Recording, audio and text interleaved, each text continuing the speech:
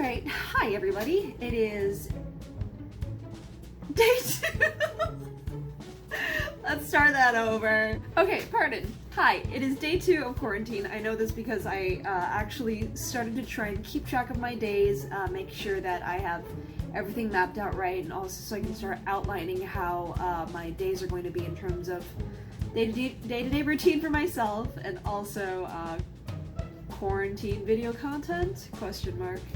I got my first question this morning and I already spent the daylight hours filming it, and by the time you reach the end of this video I will have finished editing and you should be watching a complete video by this point. I don't know why I felt the need to say that. In hindsight, I should have googled what kind of tea this is that I'm drinking, because I find it very, there's no better word for this, no better word for this, basic, that people stateside, both of Asian American descent and of non-Asian American descent, obsessed with boba. That is entry-level shit. Like, if you've ever lived overseas in whichever country that you are from in terms of heritage, you would know that there are better teas than boba. Come on, grow the fuck up. What are you, children? Excuse you. And also, I stand Munchermelon. That's just no contest. Come on, boba. Jeez, what are you? But anyway, I answered a couple of questions, most of them sent to me by a friend who is about to be visiting soon. I imagine that this is very niche content. Who the fuck is gonna be traveling abroad anyway during this time? No one should, despite the fact that I have chosen to do so. But anyway, I also need to figure out, like, if there is anything not related to this quarantine that people might be interested in me talking about. Trying to remind myself that as much as I'm used to dismissing my own perspectives, they can be valuable. And honestly, value is a matter of perspective anyway, so we'll figure that out. The problem is I'm making these videos with such a short turnaround time that how I want these content, how I want the content to go will have to be managed. But that's a bridge I'll cross when I wake up the next day and then have to figure out what I'm gonna do. So anyway, that's about 2 minutes, 3 minutes into this intro. Let's just start answering those questions. Alright, so these are the questions that I was sent from a friend of mine named Melody, who will also be making a similar trip to mine sometime in the future, so these are all questions that I received from her, and pretty solid. So we'll start with those. So this hotel does provide 3 meals, breakfast, lunch, and dinner. They are delivered to you every morning, every day at set times. Breakfast is at 7:30, lunch is around 12:30, dinner is roughly close to 6. There's a brochure that I got upon entering my room, according to my sister, that says if you don't pick up your meal within like a certain time, they do take it from your door. I'll have to go look for that pamphlet because I frankly don't remember that, and I had to tell my sister, hey, can you take a picture of that pamphlet and send it to me, because I don't remember that. But as far as I understand, the way that they do it is they do ring your doorbell. There is a doorbell associated with your room, and the food is either left by the floor of your door or they hang it from the doorknob and you just kind of take it and it's yours. So far also my parents have been dropping off food as well, because that's what Asian families do, especially Taiwanese families. But that's just a little bonus. So yes, food is provided by this specific hotel that I'm at. If you stay at a hotel that does not provide food, generally they will let you know, but I imagine as they are quarantine hotels, they will be providing food of some kind, so you don't have to leave your room. That's the whole point of having to quarantine. You don't leave your room. So hopefully that answers that question. Let's move on to the second one. So, these are all kind of in conjunction. Upon checking into the hotel that you are quarantining at, whoever is at the lobby will also confirm with you, like, so you are quarantining for this amount of days, and this is the day that you can check out, because you do have to stay a minimum of 14 days, and provided you have no symptoms or whatever, you can leave at the end of those 14 days. Day 1, day 2, I had 2 government people in official capacity check in with me via the rental phone that I have. The first day was to call in and say, hey, have you all settled in? Perfect, make sure your phone is on, and we will be sending you a text from this number every morning. Send a number back to let it, like, send a certain number back to let us know that you're fine. If you have any symptoms, let us know. If you have other symptoms not related to COVID, here's this number you can send. And obviously, if you have any symptoms, they do need to know, so they can send a specific, I think, ambulance or shuttle of some kind to pick you up so you can be treated for that illness. But otherwise, if you're fine, you're fine. And you would be, so you're reporting symptoms to the, I think, local or federal CDC, and you would be reporting temperature to the hotel staff. So these are separate things, at least in my experience so far. Temperature gets reported to the hotel front desk, and every morning there is a official check-in text that I have to respond to. But aside from that, that does seem to be it. You're generally just kind of like, alright, well, no symptoms? Cool. Temperature normal? Cool. Then you're just left alone for the rest of the day. You do these check-ins like in the morning. If I remember correctly, I do have to do a temperature report morning, lunch, and evening. I forgot to do mine in the evening, and I never do the one at lunch. But there are, like I said, there's a whole ass pamphlet that I was supposed to look at and then I didn't, which I should definitely fix. So don't do what I do. Alright, so that should answer that question, like who checks in with you, who do you report to, and when can you leave, which at the end of 14 days, if you have no symptoms, you can leave. Alright, so next question. I assume this means the quarantine shuttle from the airport to the hotel, since I am staying at a hotel.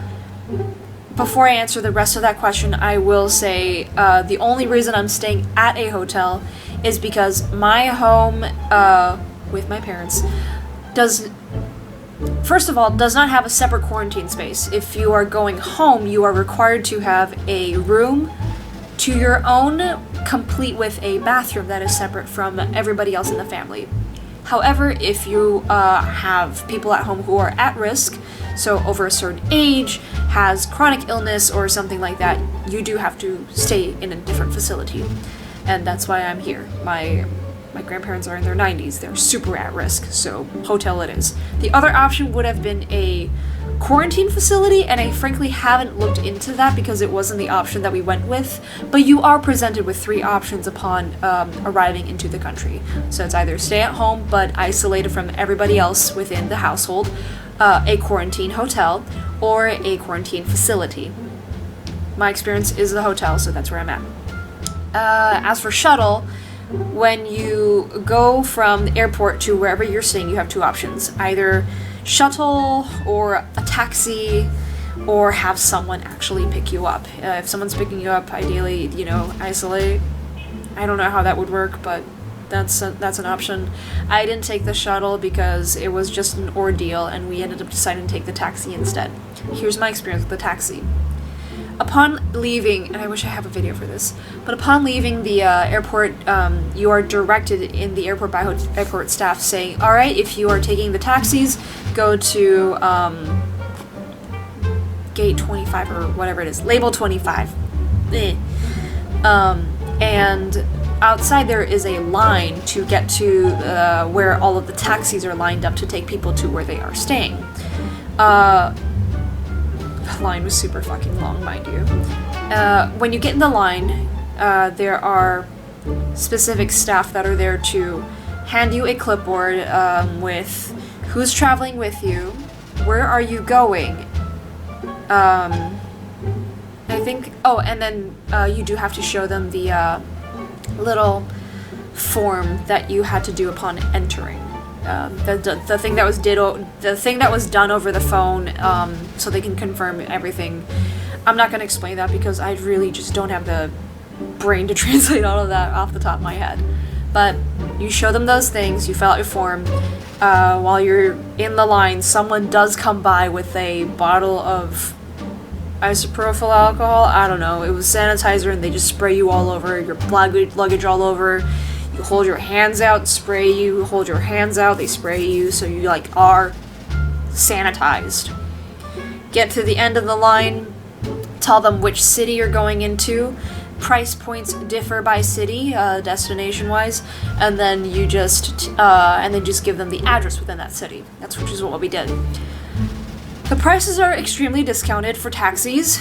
I know this because we paid about $2K something Taiwanese dollars, and I was watching the meter in the taxi, and the actual price we would have paid would have been 8K, like 8,000 something, and we paid 2,000 something instead. So those prices are very discounted, and this is a little bit uncomfortable, but I think that's why there is definitely resentment within the country towards people who are traveling from abroad back home, because essentially, yeah, you are paying a very discounted price, and these are people who are still working. These taxi drivers are still working, and they are definitely risking their lives taking travelers from abroad. So I don't know how that's something that's reconciled here, and I know that's something that I just really can't do anything about. So I'm very lucky, and being very cognizant of the fact that there are people who are really working. When the phrase essential worker is applied to people who are working, it just means like, no, they're really on the chopping block. So that's my experience with the taxis. I imagine the shuttles are similar, except shuttles take more people, they're scheduled, so if you miss the schedule, taxi it is. But that's that. I might save that last one for tomorrow, since I'm still trying to like figure out how my days are structured. This is only day 2. I'm still feeling out a structure. I had D&D this morning, so I know that's not my normal routine. So, we'll answer this question partially. Clothes washing. In case you haven't noticed, I'm wearing the same t-shirt I wore yesterday. You're not going anywhere, so fucking what's the point? I am told that if I need to, I can get detergent, I think, or clothing soap of some kind from the front desk, and I can wash my clothes that way. There are coat hangers that you can use to hang up your clothes to dry. There is a small drying rack that you can also unfold and prop up, and like if you have any dirty clothes, you can just kind of hang them there to dry after you wash them. But generally, yeah, if you really need to, this particular hotel that I'm at does have a laundry service where you do put your dirty clothes in a specific bag, put it outside your door, call the front desk and let them know like, hey, I have laundry, can you drop this off for me? And then they'll drop it and they'll bring it back to you, I assume. I don't plan on using that service. I have a perfectly fine pair of gym shorts and 2 spare t-shirts that my mom stuffed in a care package for me upon entering the hotel. And I also have, weird to say, disposable underwear that my mom called me and said, make sure that you understand that you can throw these away after you're done with them. I'm like, okay, cool. They're really cheap. I really don't know what to say. They're meant to be disposable. But that was my experience so far. If you do have to wash your own clothes, I imagine it would be, I would be wearing clothes that I'm using, wash them when I'm done with them at the end of the night or whatever, when I'm showering, because I shower at night, and then just hang them up to dry. And water is something that is provided by the hotel. If I needed more, I could call the front desk and say, hey, could you bring up more water? And then they'll just give you more bottled water. Oh, that does remind me, because water is not drinkable from the faucets here. At least not commonly. That's not a common thing here. You get bottles of water. I don't know what to tell you. You could also probably get filters. But I didn't grow up in that household, and I'm pretty sure there are households that use pitchers with filters instead, the same way that I've done in the US. But as far as I understand, with my family, that wasn't how we did it. It was just bottles of water. So, which reminds me, I have a whole case of these suckers that I tried to use as lifting aids. Didn't work out because they were very clunky. It was also just heavy and not an ideal shape for lifting. So.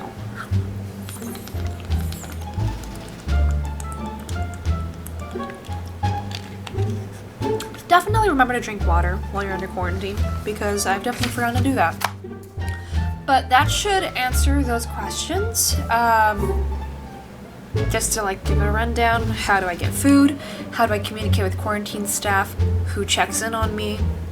And who lets me know that I'm good to go at the end of my stay?